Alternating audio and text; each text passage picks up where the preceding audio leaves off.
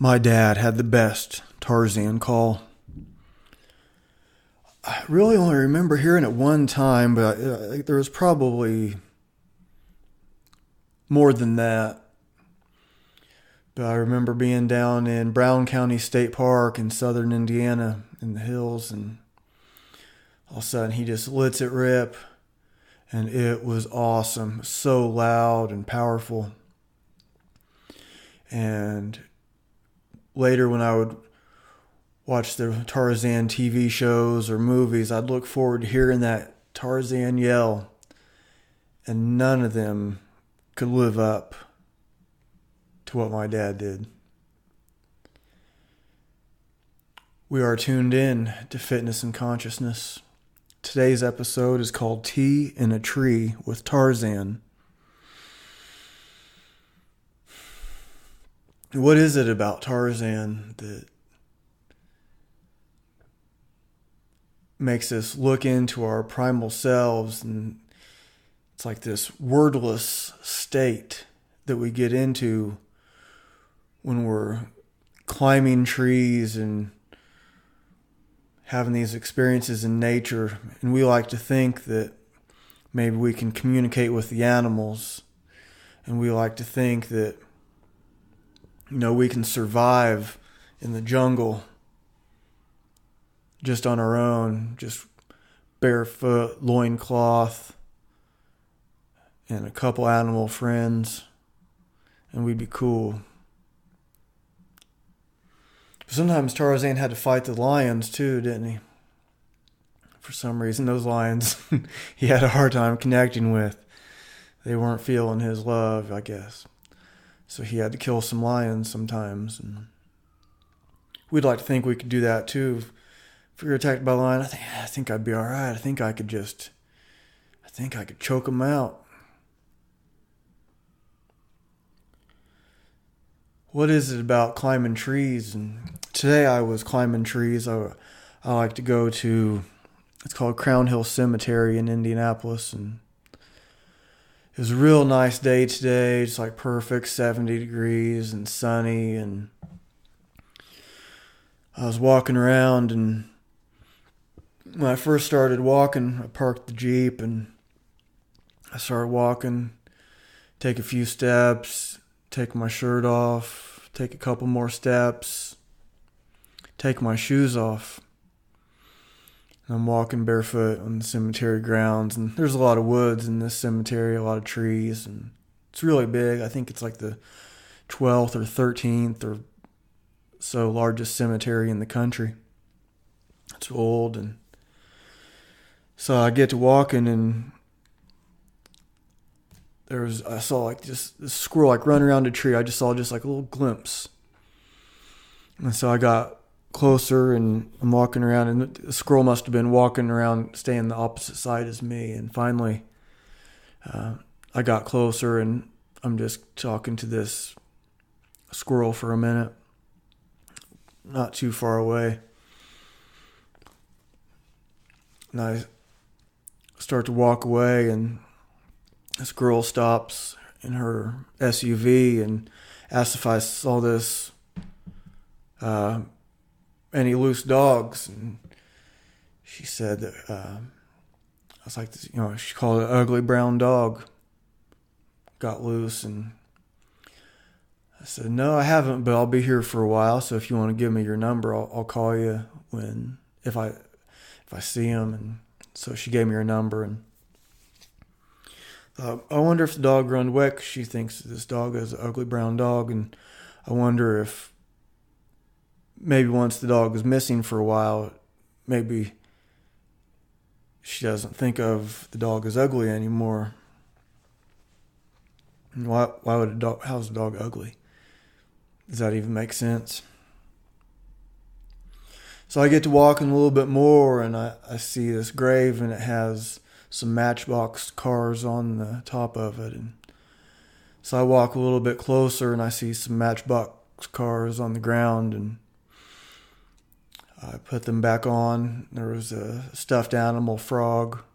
I put the stuffed animal frog back on the grave and on the stone, and I'm reading it, and it was a 4-year-old boy that died from cancer. And it had this thing written out, like the letter from his parents. And said the kid was not resentful. And I forget what all it said, but it's just this really nice note. And it's like, why put it on the grave? Why would you put a note to your 4-year-old son that died on the headstone? Is he going to read it like that? Well, it's for other people to see, right? And so you see how this little kid lived, and I'm assuming these were his toys. They all looked like they'd been there for a long time, so I doubt they were new. They were probably ones that he actually played with.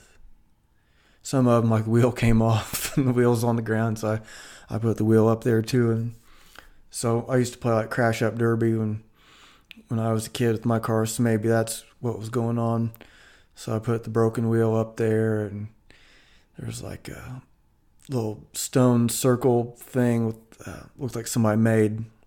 There was like a little semi, so I put it like kind of going around the stone. But that was one of the things that stuck out. Like I had a picture of the kid on it, and I said he wasn't resentful. That was the main thing that sticks out.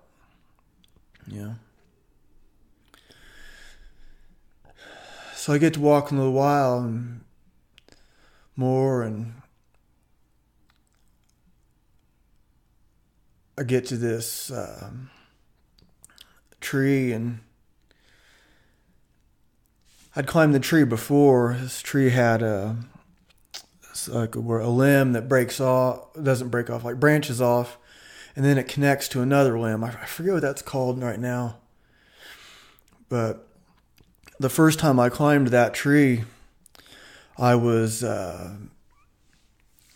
going through this little time with my girlfriend at that time, and just like, something wasn't quite right, not sure if we were going to stay together, and this kind of thing. It wasn't like either one of us did anything wrong, but so I go up and I'm sitting in this tree for a while, back then, and I look up and I see where the one limb branches off and connects to another one, and where they connect is like this scar. So the tree limb could have, what usually happens is it just, they just slide past, and keep going their own ways. But these limbs decided to stick together, and the scar would be the strongest part. Where it's not really called grafting together, but it's something like that. And so after I had already been up in the tree, I think for about a half hour, I looked up and it was right above me. And that lesson was like an instant download. I was like, oh, that's the answer. We could go separate ways, but if we stay together, the scar will make it stronger, and then grow together as one. And sounded good at the time.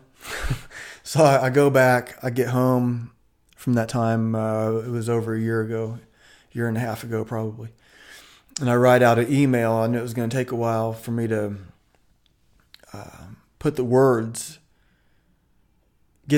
out of this wordless download that I got from the tree. And that made sense to her. And then we were all right again for a while. So I went back to that same tree, and I was standing up there. And when I started to walk up to the tree today, I was walking up to climb, and a robin flew out of her nest, and I almost just turned and walked back away because I don't want to scare a bird from her nest. She probably has babies, and I didn't want to do that. And then I thought, well, I'm going to go ahead and climb anyway, and I'll wait for Robin to come back to the nest, and I'll just like be the babysitter. So if any hawks or something comes, I'll scare them away. I got this babysitter gig handled. So I'm up there for like 25 minutes or so, and sure enough, the robin comes back to the nest. And then I'm just looking at the robin. We're looking at each other, and it was cool. So what I was wanting to happen happened, where the robin became okay with me being there. Go back to like baseline. It's cool because she was like flying to a tree like across the way a little bit, and then back to that same tree we were in, but like up higher and farther away. Because this nest was maybe 10 feet away from where I was. And it wasn't real high up in the tree, probably like 12 feet up or something like that. It wasn't real high. That's how high I was too. Not real high, but it was a cool tree, and a tree that I have a little bit of history with. So I shoot a little video for Instagram. My Instagram is @Hadley Fitness, HADLEY Fitness, if you want to follow. And while I'm thinking about it, I'm doing just audio again for this episode. I've been having some problems with my laptop. So the video that I normally use kept like freezing up, and I got to get that figured out. So most of the time people just listen anyway, but there are some people that watch on YouTube and Patreon, and so sorry if you're used to watching. I will get that fixed soon.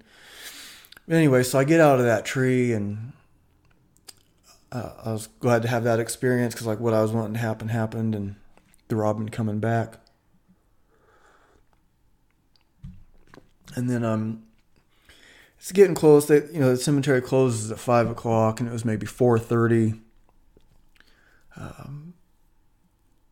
Well, maybe not quite that late. 4:15 or so. So I start to kind of like walk back towards my Jeep, and it's a ways, and I see this other tree. Like, wow. So I go, and it was this tree that had, I don't know what kind of tree it was, but I'd like to get better at identifying them. But it had like all kinds of, just a bunch of limbs going way up. So I was able to climb 30, 40 feet in the air just pretty easily. There's branches just and limbs just right where you need them to be, and I was able to just all the way up, climb. And on that tree, I did something a little bit different. I normally sit with my back to the trunk, and this time I sat with my back away from the trunk. And it's not the first time I've ever done that, but usually if I'm going to just park it for a while and take in the scenery and get that wordless state, that wordless transmission, that wordless union with nature, I'll just sit back where I can be cool. And if I get a little lost and slip, I'll be cool. But this one I did a little bit different, and so I sat for quite a while just on the limb with my back facing out. And then after, I don't know, 10, 15 minutes, I climbed up a little bit further and had my back facing the tree.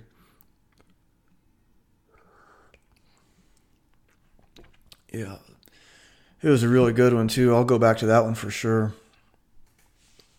So how long has it been since you climbed a tree? I would think it's a good idea to do so minimum once a month. If it's slick out, if it's icy, or it's wet and raining, you have my permission to not climb a tree that day. But otherwise, go climb trees, trust me. And if you can't climb a tree for like some whatever physical reason, just sit by it. And notice that like when you go up to the tree, you're scaring the birds away. You're scaring the squirrel away. You're scaring stuff away that you don't even see. And sit for a while. Sit for an hour up in the tree and see what happens. And what'll probably happen is these animals start to come back. That's what'll happen. You'll become just part of the nature. Like at first you'll hear the birds going into alarm, and then after a while it'll be cool again. So after I climbed down out of that tree where I was up a lot higher than the first one, if I was up 12 feet in the first one, I was up probably, I don't know if I got to 40 feet, something like that maybe in the second one. And then there were a couple more that were not real high, but they were just fun to like walk around in. And some of was only like 8 feet in the air or something like that, 10 feet in the air. So not very high, but you could just like walk around them and climb around. And it's just so fun. There's just something about that. And when I was a kid, I'm originally from Shelbyville, Indiana.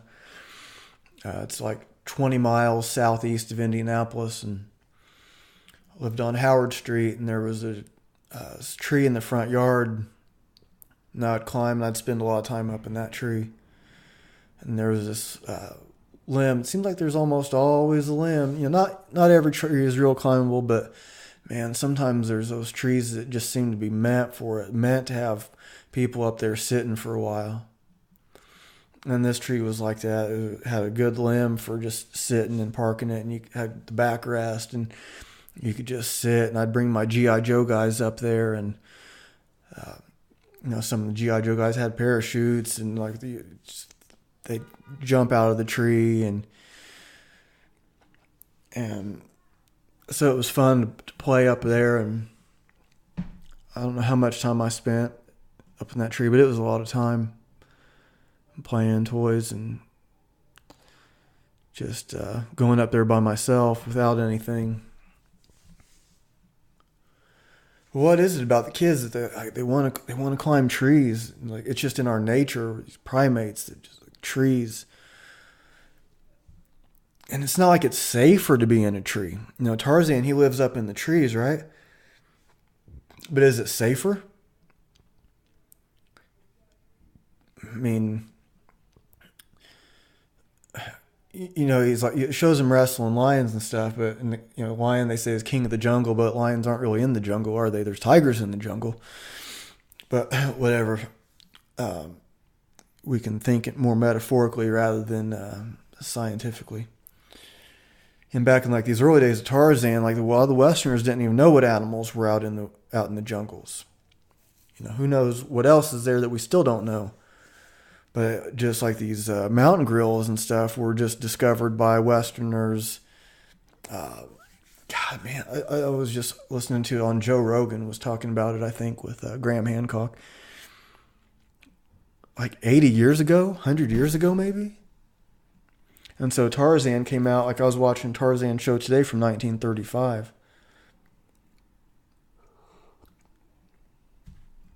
With this inadequate yell. Anyways. But it's not safer in the tree, is it? Those snakes can get in the tree. There's pumas, or black panthers. Is that the same as a puma? There's all kinds of stuff up in the trees that can kill you. So like maybe there's some stuff that doesn't get up in the tree as easy. But if it's not safer, then why be in the tree? Is that because that's just what our nature is? Like we just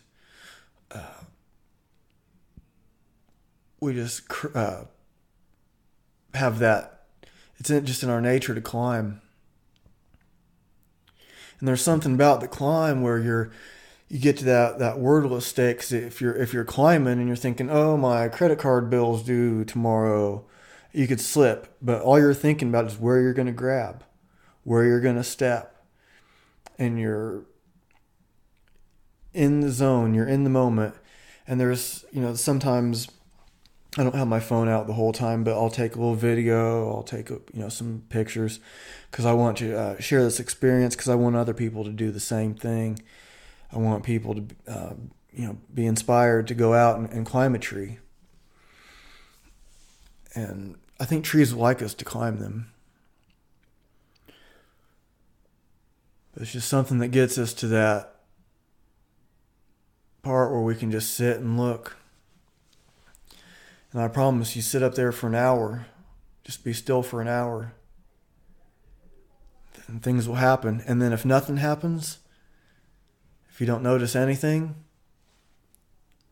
well, that's its own experience also.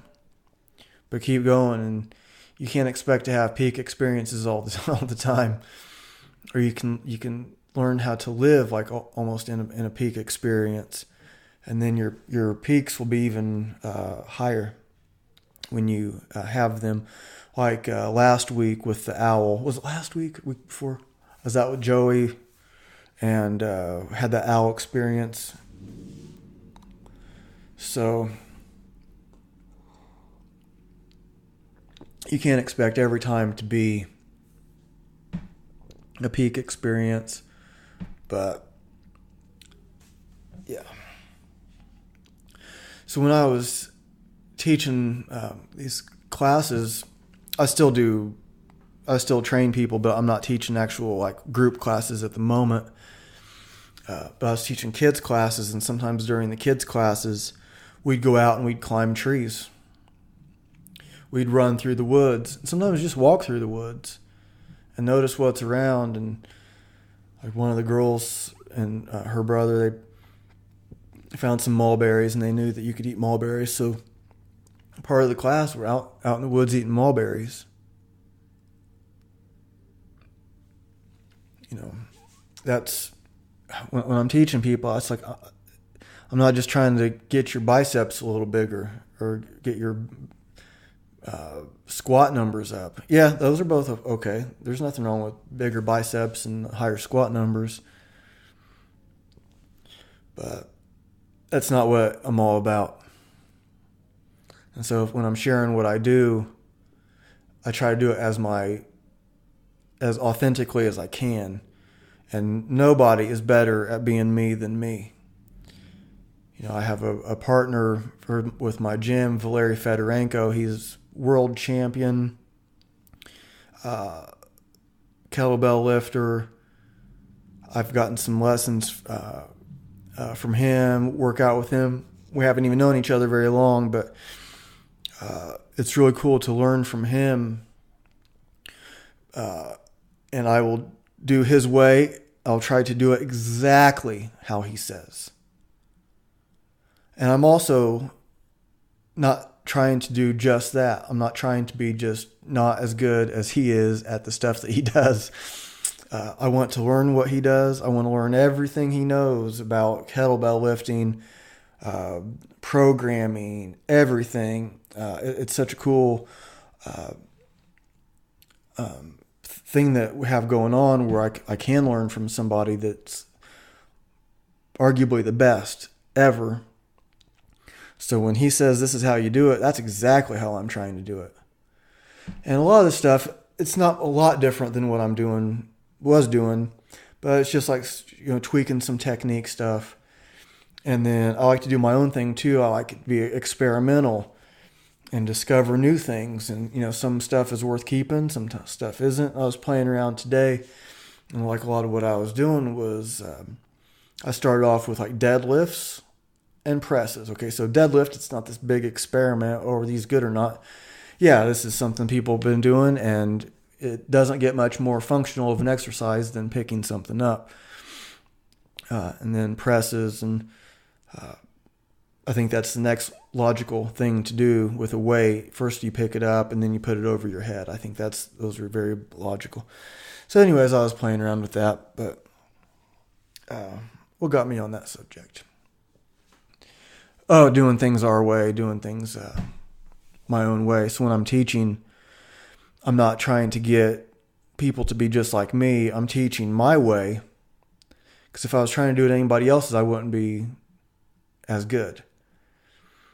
So when I'm not trying to get somebody else to be like me, I want to show them their strength.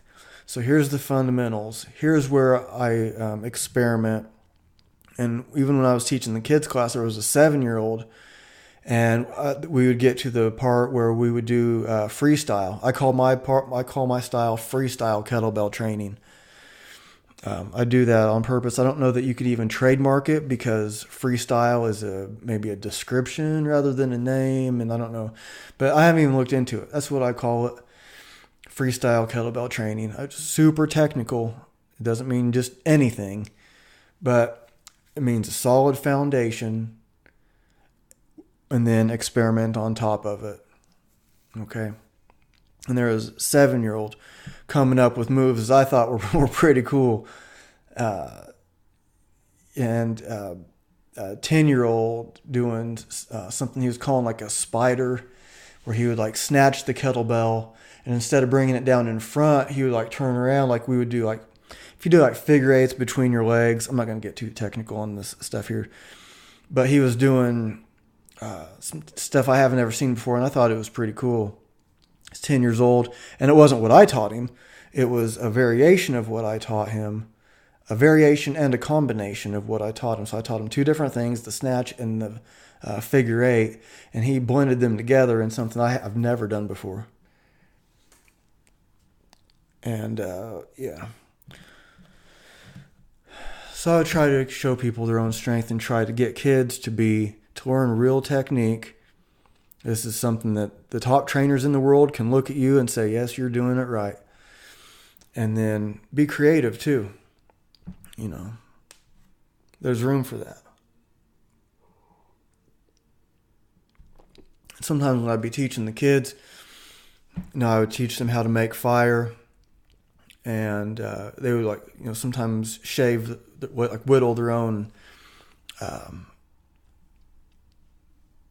kindling. So they would take a knife and whittle some kindling, and then start the fire with a flint striker, and which, if you're an adult, you can learn to use it pretty quick, but sometimes kids, it takes a little bit. But it's cool. It's a lot different than using like matches or a lighter. There's something a little bit more primal about it. And I was teaching at Earth Day at the Jewish Community Center, this Earth Day festival, a big festival. And so part of what I was doing was I was teaching kids how to make fire. And I was surrounded just with kids the whole time. It was like a 6-hour deal of nothing but showing kids how to make fire. And like some of the parents were like, I've never seen him concentrate on anything that long before. And pretty much all of them figured it out. There might have been some that kind of gave up fast and kept going. There were so many, it was hard to keep track of. But yeah, it was so cool. So you combine that with that kind of stuff, with tree climbing,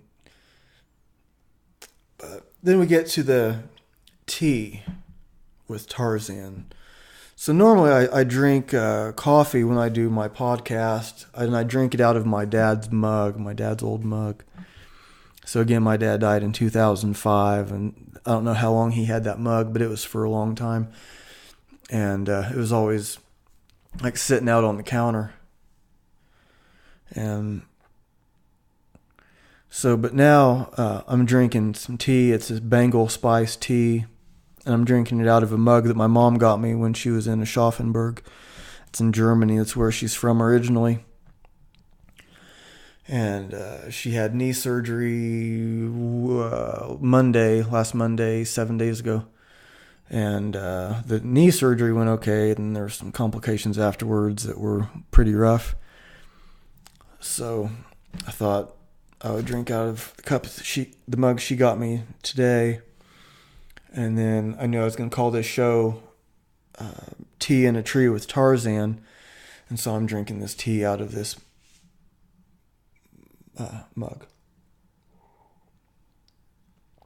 So tea, So Tarzan originally, him and his parents are from England, right? So England, big tea. They're big into the tea. And so that's kind of like this sophisticated sort of a scene, right? We're in England, we're drinking tea, right? And then you have Tarzan, which is this one with nature, one with the animals, communicates with animals. It seems like it's kind of the opposite. So that's how I came up with the show idea and what I wanted to talk about today. So I'm going to read something random. It's time for a random Rumi reading. This is the part of the show where I, just like it sounds, I read something randomly from Rumi. This is from Mystical Poems of Rumi, translated by A.J. Arbery.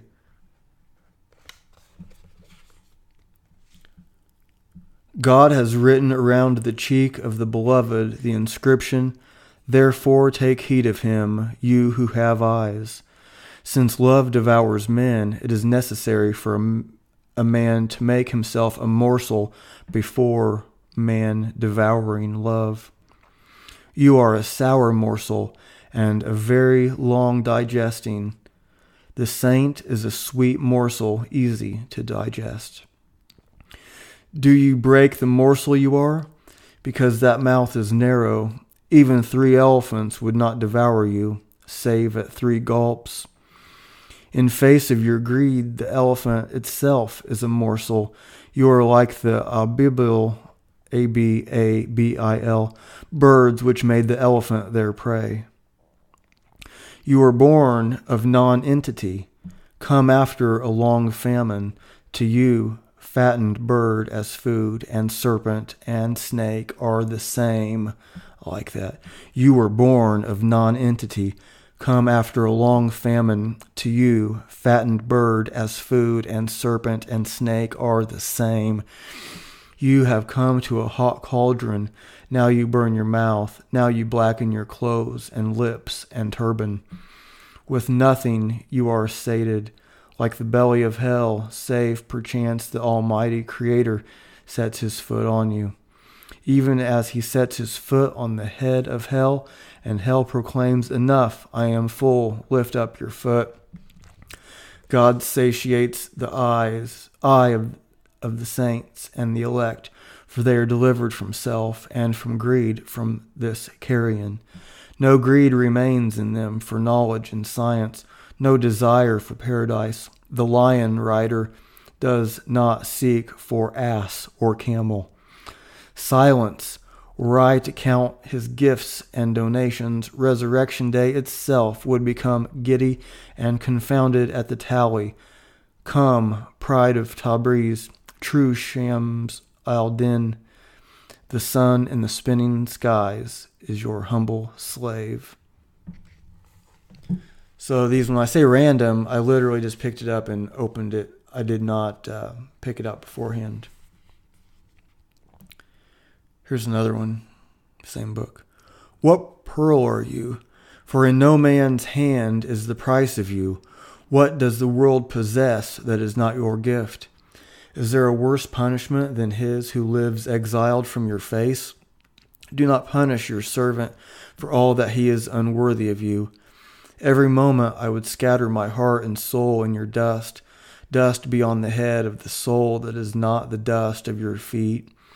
Blessed to all birds is your air. How unblessed is the bird that is not in your air.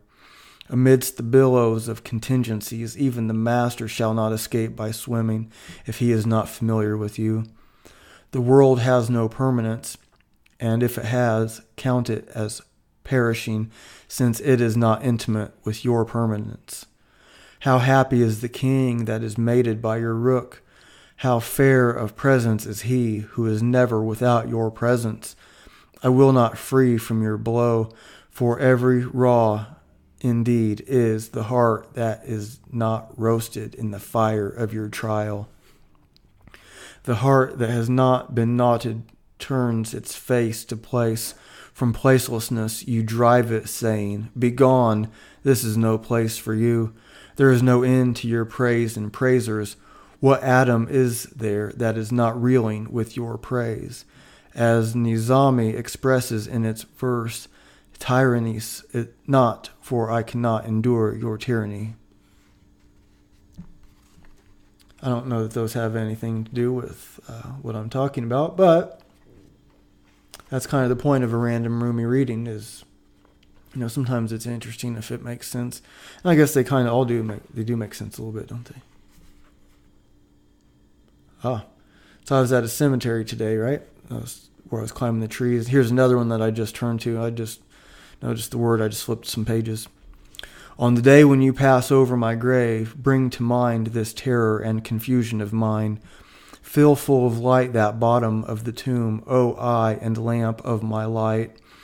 That in the tomb this patient body of mine may prostrate to you in gratitude. Harvest of roses, pass me not in haste. Make me happy a moment with that perfume. And when you pass by, do not suppose that I am far from your window and portico. If the stones of the tomb have blocked my way, I am unwearying on the path of fantasy. Though I should have 100 winding sheets of satin, I am naked without the vestment of your form.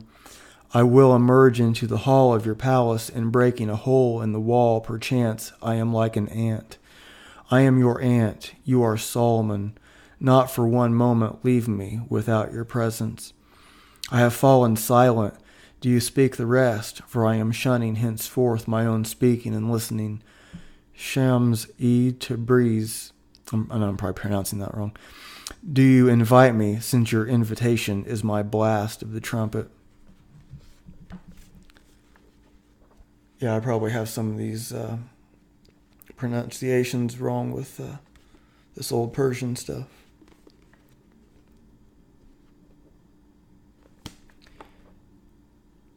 Yeah. Rumi, it's pretty cool. You wonder how good these translations are and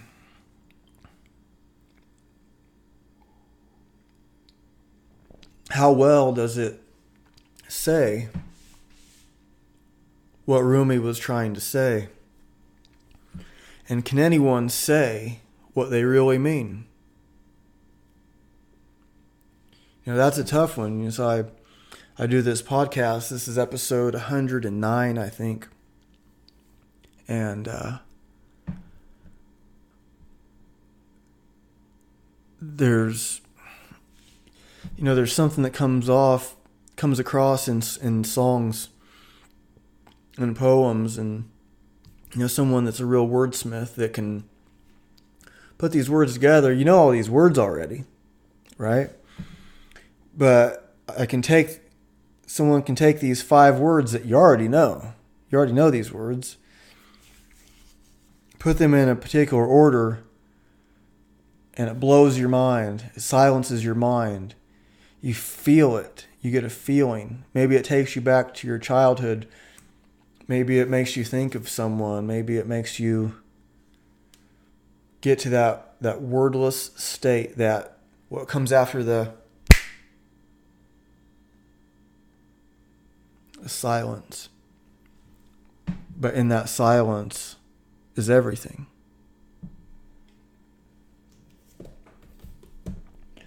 So besides Rumi, I like reading Grateful Dead lyrics and read some other lyrics. This book is due back to the library soon. I'm going to have to buy it. I don't know that I've read this one before. So this is Robert Hunter from A Box of Rain. Lyrics 1965 to 1993. This one's called Lazy Tiger Rag. That sounds kind of appropriate since I just turned it to this page. That sounds kind of appropriate with the Tarzan theme. And I don't know that I know this song. Let's see what it's about. Kookaburra Boogie and Kota Mundai Cakewalk. Lazy tiger rag moving easy to a slow rock. Don't know how to do it? There could be a reason why. I never taught you how, but now I'm gonna try. Lazy tiger rag, good people. Lazy tiger rag. To do the lazy tiger, first you gotta move it slow. Never cross your feet, never let 'em leave the floor. Climb a ladder with your hands. At the top you slam the gate, while you shake your money maker in a lazy figure eight.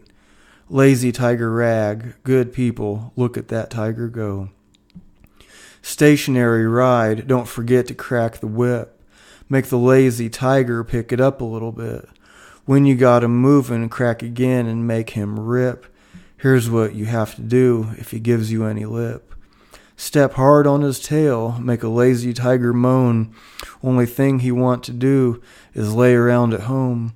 So kick him out of bed, gotta teach him how to shag, gotta hit him on the head if you want to make him rag. Chase him through the back door, out into the street, down around the corner to a lazy tiger beat. Lazy tiger rag, good people, lazy tiger rag. Lazy tiger rat, good people, lazy. Ride that tiger home. Well, now you know. Now you know.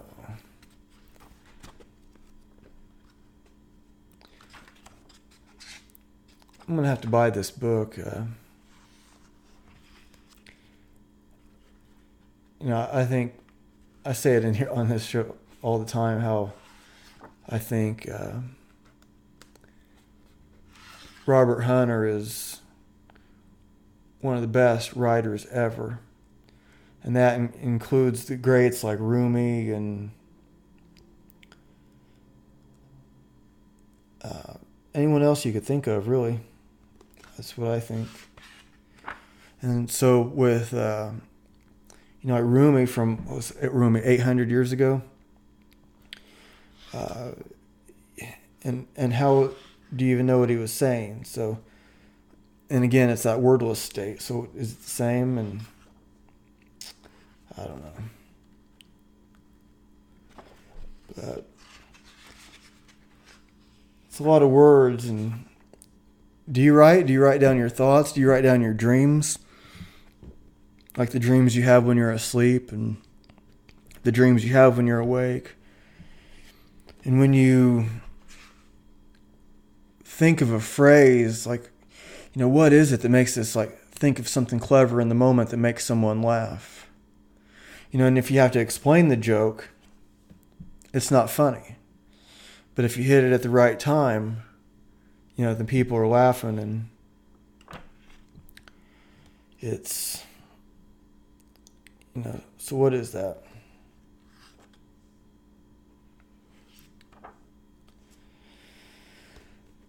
So one thing that I want to do is play guitar more, and I think I'm going to play when I'm done here. I'm going to start wrapping this show up in just a minute. And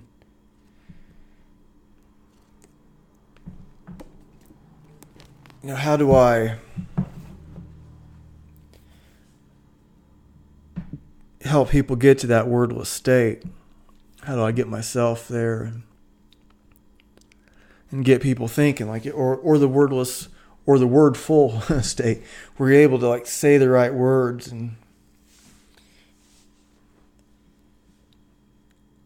tell somebody how you really feel?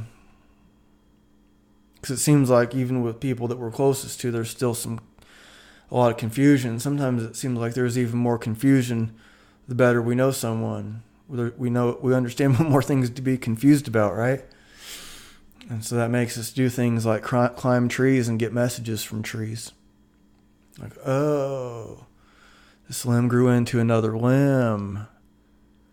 And they stuck together instead of just friction sliding apart and going their own way. So one of my, I don't know how obvious it was or how intentional, it was, one of the influences for me for this show is from the show Northern Exposure. Chris in the Morning, he had this radio show, and he would just come on, like he had regular scheduled time, but I think sometimes he was just coming in whenever he felt like it too, and he'd read some Emerson, or he'd read some old poetry, and then just like speak for a while about like what he was thinking. And a lot of it was more of a questioning and like making like some kind of a point, but more of a lot of questions and get you thinking, and so I think that's a cool thing, and I want to get better at that. I think I'm starting to get of course some shows people are going to think are better than others, and so I prepare a little bit differently for some shows than others, and I want to be able to like stimulate thought, action, give some people ideas. And sometimes, I have a guest coming up. I don't know if we'll do it next weekend. We're getting together next weekend. We've never met in person before. We've talked on the phone, but she has a really cool story. So we're going to meet, hang out, and I don't want to say exactly what we're doing, but we'll talk about it on the air. What was I talking about? I forget what my point was there. Oh, but anyways, that's right. She was saying that, she was like saying, well, she didn't know how she could quite, merge what she wants to talk about with fitness. And I was like, well, most of the shows aren't even about fitness. The show is called Fitness and Consciousness, but the consciousness is in there because that includes pretty much anything you can think of. And so I'd be bored fast if I just had fitness people on talking about fitness stuff. I'm always excited to learn more about fitness and to have people that are in the fitness business. I'm not saying I would get bored with them, but I don't just want to talk about sets and reps and like what exercises they do. And,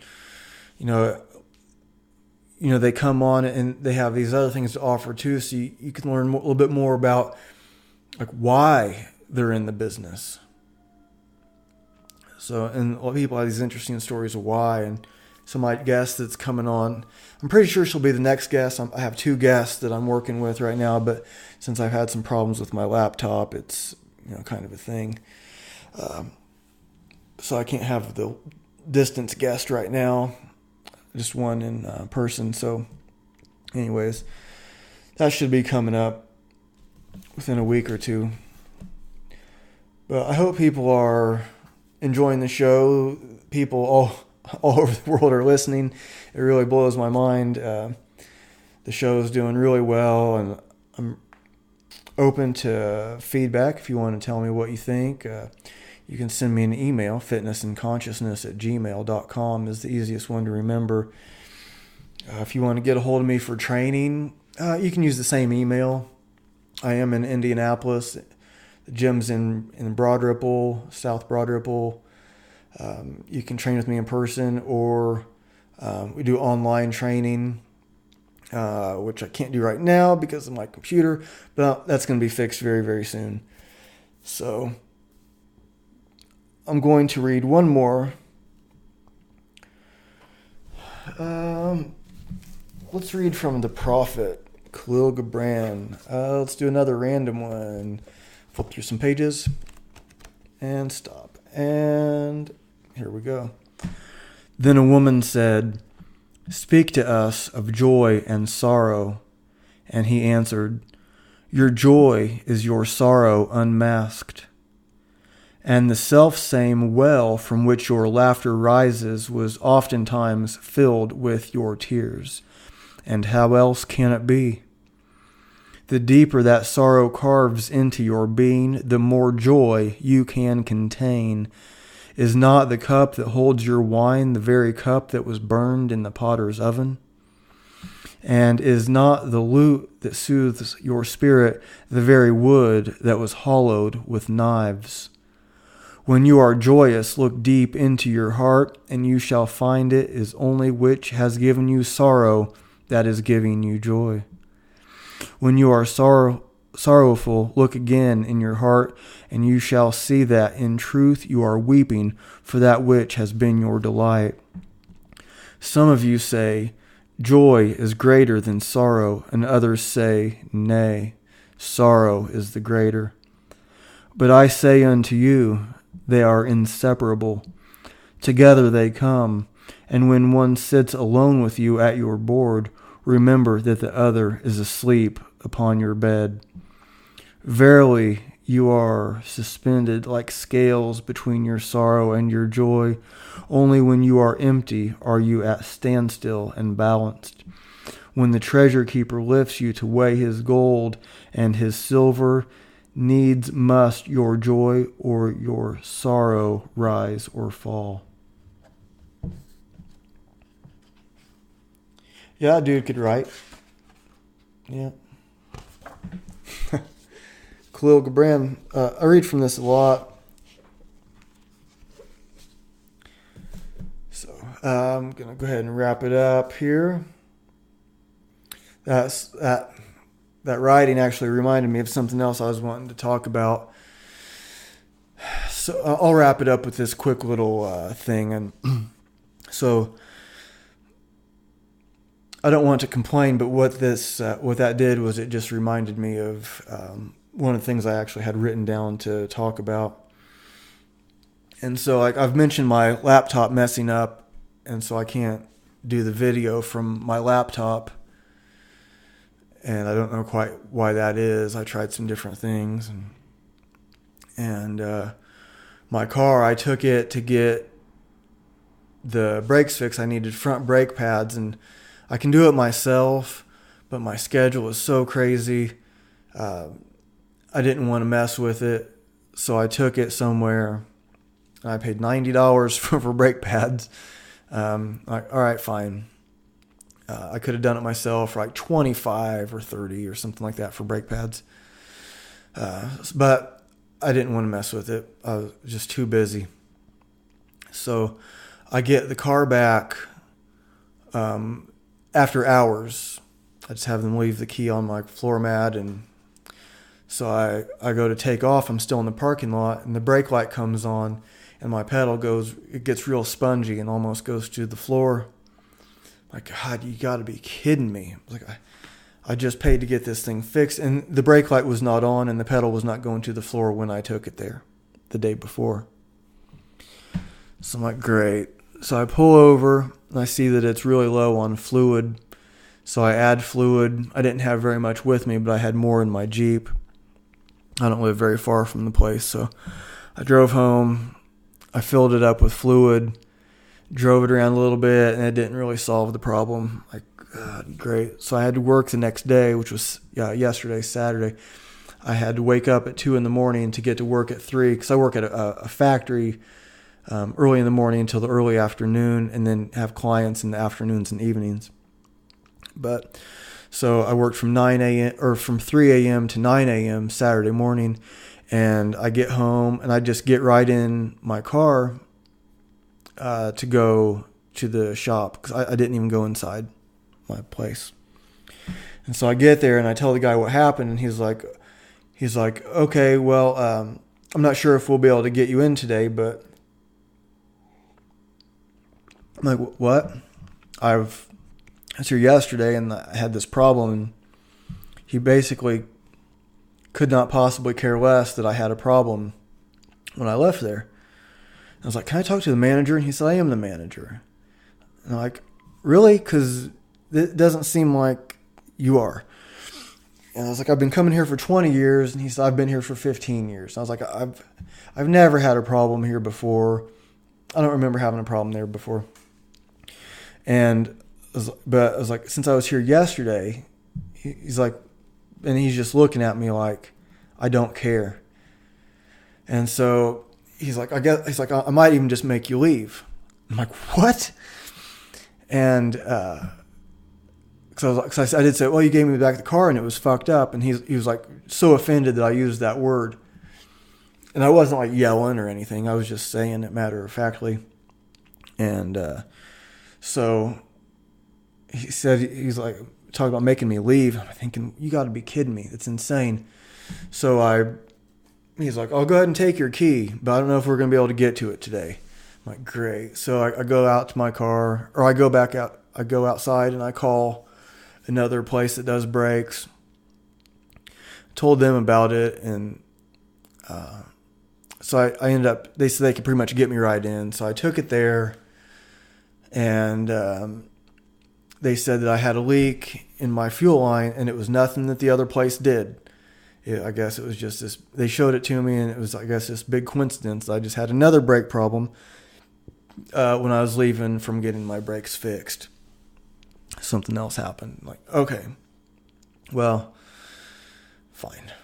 And so, fine, we'll fix it. And so that's another, they said like $210 to like replace the whole line, and like $160 to replace just like about half of it, and that's all that really needed to be done. It's like, okay, let's do that. I'll just save a little bit of money and let's do it. So they say it'll take about an hour and a half or so. So I go across the street. There's a kind of an Asian restaurant called Payway. I'm like, oh, okay, so I'll go there. And so now it's like after 10 o'clock. I'd been up since 2 a.m., didn't sleep much the night before. And so I'm like, oh, what do you have that's vegan? And they're like, or I asked if like something else was vegan. They're like, no. She didn't know. She had to ask somebody else. And they said they can't guarantee anything that's vegan, and their tofu isn't even vegan. Like, okay, that's fine.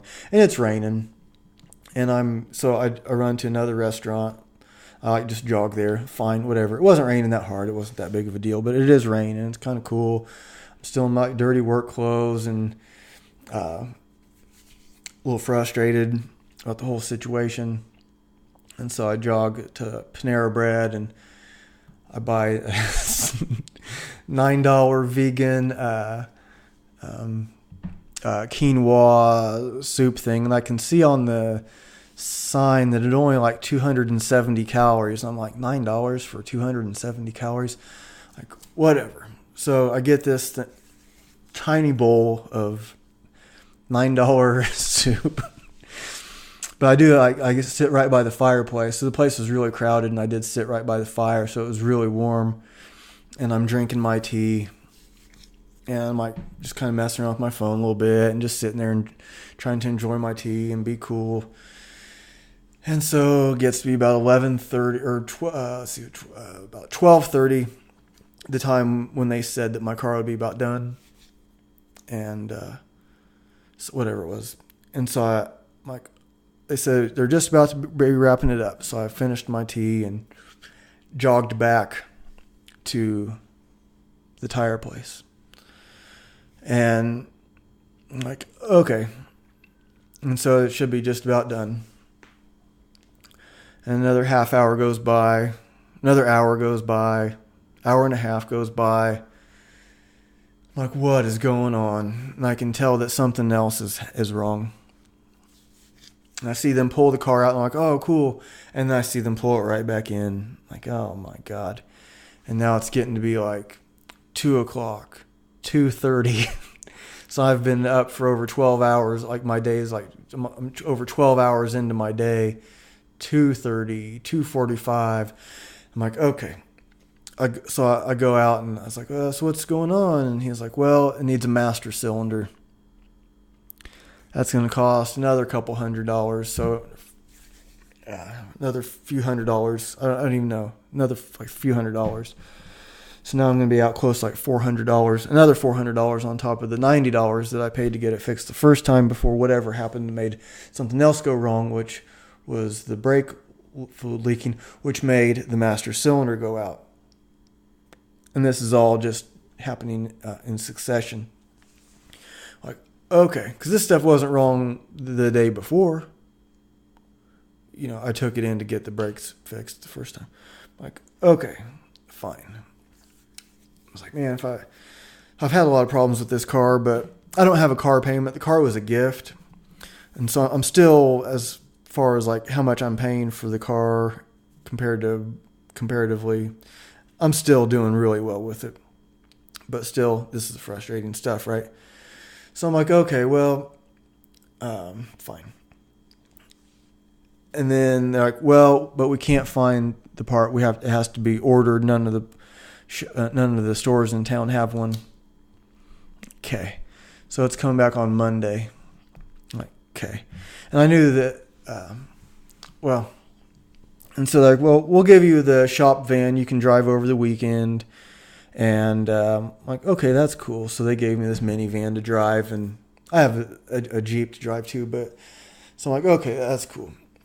But it's just like this one problem after another. And I took my car in like last weekend to get tires, and they broke 2 bolts, taking the wheel off.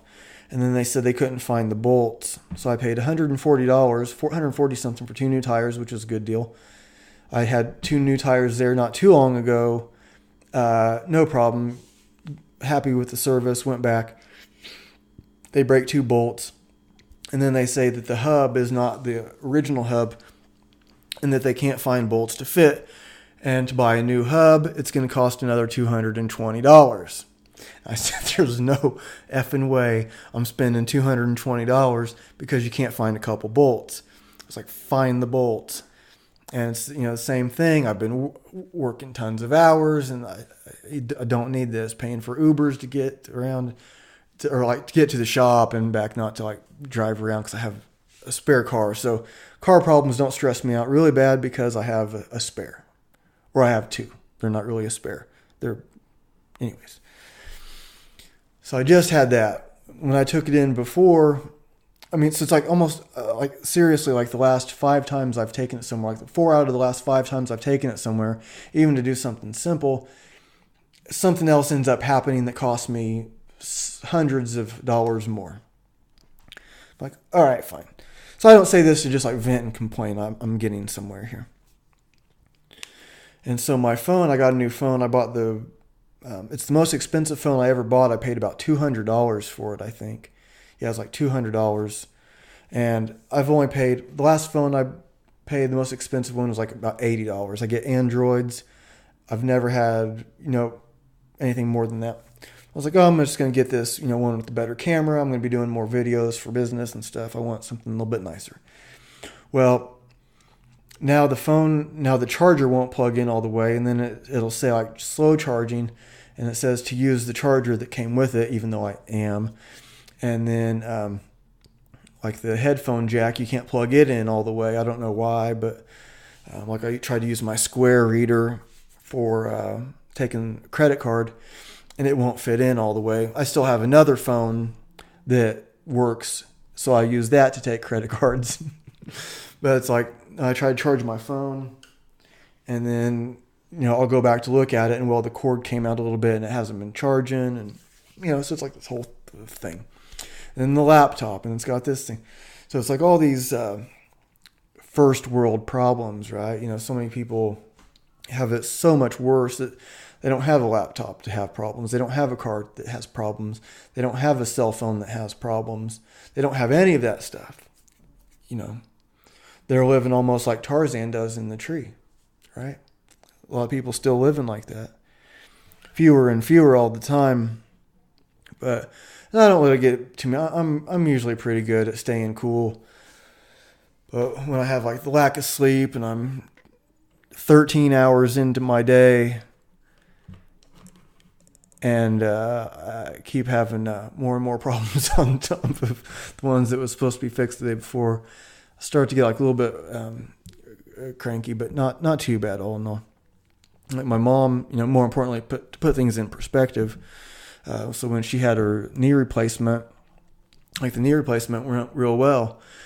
And then she had a bad reaction to, her like sodium levels got real low, and it got pretty bad for a little bit. And then that came back, and she's allergic to the adhesive on the bandages. And So like she's blistering up, and that's not good. And then like I talked to her today. I called her to see how things were going. I could tell when she answered the phone that something wasn't right.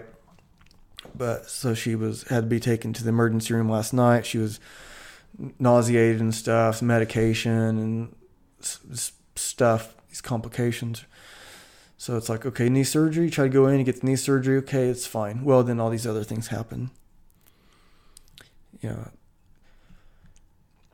But then, so I'm talking to her today, and it was when I had just left the cemetery. And if you remember, I started out talking at the cemetery. I talked to the girl that had lost her. She was looking for her dog. I go to that grave. It was a 4-year-old, cancer. So one thing I think that going out into nature does, and having a practice like a meditation practice or a martial art practice, it's easier to put things in perspective when we have these spiritual practices. And I think it was like, I'm sure it was David Icke that I was watching, and he said, if you pick a spiritual path, you better watch out. Like these things are going to be coming at you. You're going to be tested, because when you choose that path, well, you're going to be given challenges. Everybody's going to have their challenges, sure, but how are you going to deal with those challenges? And some people, like their first thing, is to complain. People complain a lot. I think I do a pretty good job at not complaining. And even when I'm talking about and it's okay, I think, to complain also. Sometimes we need somebody to vent with. It's nice to have that friend where if we just need to let loose a little bitch fest for a little pity party, that they'll listen to us. And I have that, and I am that for some friends and people, if they need to just vent, whether it's all these cool things happening, all these bad things happening. Yeah, let's create that space so we can just listen. And it's not like people are wanting advice on what to do with all of these problems, but they just have all this build up. These 50,000 things are going wrong. Their phone, their laptop, their car, their this, their that, their kids, their mom's sick. There's this all 85 things, and oh yeah, there's the this and there's the that, and this bills, and there's 2,000 things. And sometimes people just need to let it go, let it out. And so just be that person that can listen and handle that. And at the same time, we need to be careful how we let that out ourselves. And I think we need to watch what situation that we're in. Is that friend ready for us to do that? Like when at my jiu-jitsu class, there was a woman she came in and she was talking about how good her day was or how bad her day was, and the teacher said, you don't have a right to bring your mood here. So there's a time to let it go. So when I go up and climb the trees, I'm not up there complaining about my cell phone or complaining about my laptop or my car or one of the other 1,000 problems I could name. I'm just up there having a real nice time with the tree and squirrels and birds, and just having a